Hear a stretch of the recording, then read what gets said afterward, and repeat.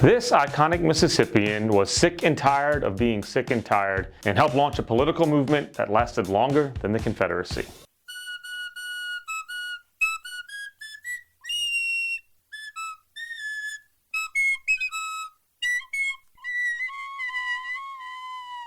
The Mississippi Freedom Democratic Party, founded in April 1964, lasted until August 1968. That's 4 years and 4 months, 1 month more than the Confederacy. And its entire existence was rooted in challenging many of the residual aftershocks of the Confederacy. In 1963, the Council of Federated Organizations, COFO for short, launched a Freedom Vote campaign across the state. The point? To demonstrate that black Mississippians wanted to exercise the right to vote if actually given the chance. At the time of Freedom Vote, black Mississippians made up over 45% of the state's population, but only 6.5% of black Mississippians were registered to vote, which was by design. Earlier in this series, we mentioned the period of redemption and redeemers, people who sought to regain political power and reestablish white supremacy. And the chief way of doing that was eliminating black Mississippians in the political process, denying them the right to vote. There were a myriad of tactics used to accomplish this, from codified ones like poll taxes and literacy tests, to methods of intimidation like threats of job loss and physical violence. But 1963's Freedom Vote was an unprecedented success. Approximately 83,000 potential black voters participated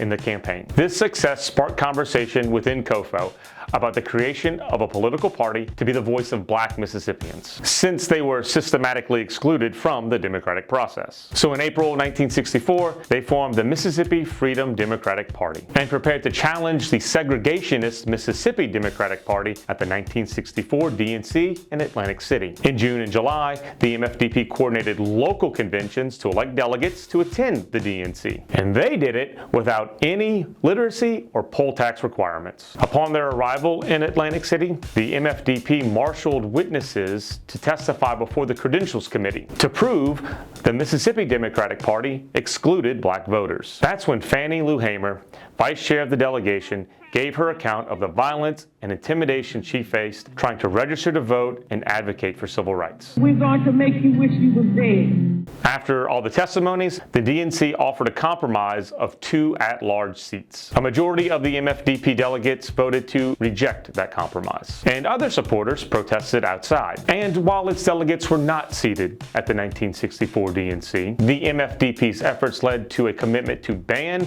racial discrimination and require racially integrated delegations at future conventions. 4 years later, the MFDP joined other Mississippi groups to form the Mississippi Loyal Democrats, which successfully deposed the Mississippi Democratic delegation to the National Convention. After 4 years and 4 months, the MFDP was over, but its cause remains alive. Members of that historic delegation, like Fannie Lou Hamer and Aaron Henry, are memorialized in their local communities as civil rights icons. Others, like Ed King and Leslie Burrell McLemore, are still alive today. In 2022, McLemore said this about the state's continued celebration of Confederate heritage. It holds on to a time when black people were enslaved and were property and did not have rights.